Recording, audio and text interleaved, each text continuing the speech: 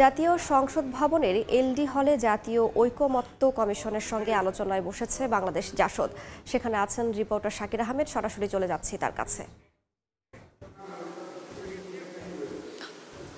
জাতীয় সংসদের পার্লামেন্ট এলডি হলে বাংলাদেশ জাসদের সঙ্গে জাতীয় ঐকমত্য কমিশনের যে বৈঠক সেটি কিন্তু 10টায় শুরু হয়েছে এবং এই কমিশনের যিনি প্রধান রয়েছেন সহসভাপতি প্রফেসর আলী রিয়াজের নেতৃত্বে কমিশনের সদস্যরা রয়েছেন।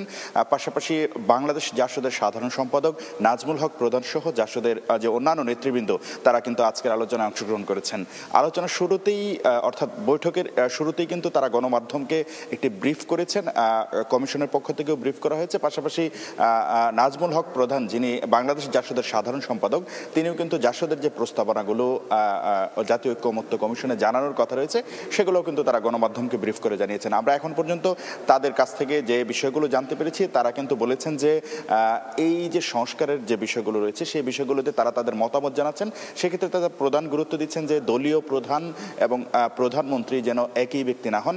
পাশাপাশি রাষ্ট্রপতির ক্ষমতা যেটি রয়েছে সেটিকে স্পষ্টভাবে উল্লেখ করা। পাশাপাশি বিচার বিভাগ নিয়েও তারা কথা বলেছেন যে বিচার বিভাগের প্রধান বিচারপতি সহ নিয়োগ যেগুলো রয়েছে সেগুলোতে রাষ্ট্রপতির ক্ষমতা বাড়ানোর কথা তারা বলেছেন। পাশাপাশি সংবিধানের শুরুতে বিসমিল্লাহির রহমানির রহিম যে বিষয়টি রয়েছে সেটির বিষয়ে তারা তাদের মতামত জানিয়েছেন।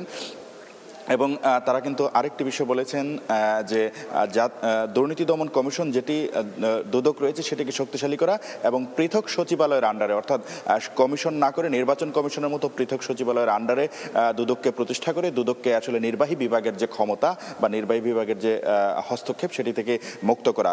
পাশাপাশি তারা কিন্তু আরও কিছু প্রস্তাবনা দিয়েছেন, সেগুলোর মধ্যে রয়েছে শিক্ষা স্বাস্থ্য সহ অন্যান্য ক্ষেত্রে যে সংস্কারগুলো রয়েছে যেগুলো খুব দ্রুত সময়ের মধ্যে করা সম্ভব, সেই সংস্কারগুলো যেন অধ্যাদেশ বা নির্বাহী আদেশের মাধ্যমেই করা হয় সেই প্রস্তাবনা তারা দিয়েছেন। পাশাপাশি তারা বলছেন যে প্রস্তাবগুলোতে আসলে সব রাজনৈতিক দলগুলোর ঐক্যমত্য হবে না বা দ্বিমত রয়েছে, দ্বিধাদ্বন্দ্ব রয়েছে, সেই প্রস্তাবনাগুলো পরবর্তীতে অর্থাৎ নির্বাচিত সরকার আসার পরে সেগুলো যেন বাস্তবায়ন করা হয়, এমনটি কিন্তু তারা মতামত দিয়েছেন। তো সার্বিকভাবে তারা তাদের যে পর্যবেক্ষণ সেটি জাতীয় ঐকমত্য কমিশনে তারা তুলে ধরেছেন এবং তারা বলছেন যে পরবর্তীতে আরও যে তাদের পর্যবেক্ষণ সেটি তারা আনুষ্ঠানিকভাবে এই কমিশনকে জানাবে। কমিশনের বৈঠক চলছে। এই ছিল জাতীয় সংসদের পার্লামেন্ট এলডি হল থেকে বাংলাদেশ জাসদের সঙ্গে জাতীয় ঐকমত্য কমিশনের বৈঠকের সবশেষ খবরাখবর।